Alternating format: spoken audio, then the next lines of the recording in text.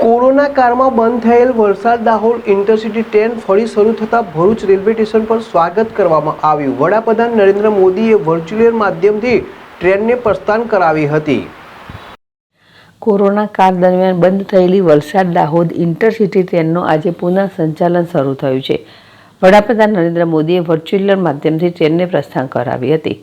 દાહોદ અને Valsad railway station પરથી સંસદ ધવલ પટેલે ટ્રેનને લીલી ઝંડી બતાવી હતી।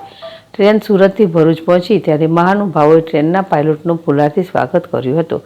ભરૂચ રેલવે સ્ટેશન પર યોજાયેલા કાર્યક્રમમાં જિલ્લા ભાજપ પ્રમુખ પ્રકાશ મોદી, નગરપાલિકા પ્રમુખ વિભૂતિ યાદવ, ઉપપ્રમુખ અક્ષય પટેલ,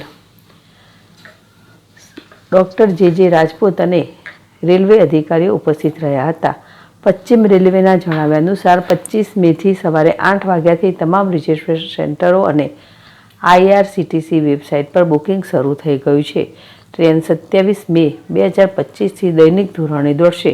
આ ટ્રેન વલસાડ, નવસારી, સુરત, ભરૂચ, વડોદરા અને ગોધરા સહિતના સ્ટેશનો પર રોકાણ કરશે। ટ્રેન સેવા શરૂ થતાં મુસાફરોએ રાહત અને આનંદની લાગણી વ્યક્ત કરી છે। યાકુબ પટેલ, ZSTV, ભરૂચ।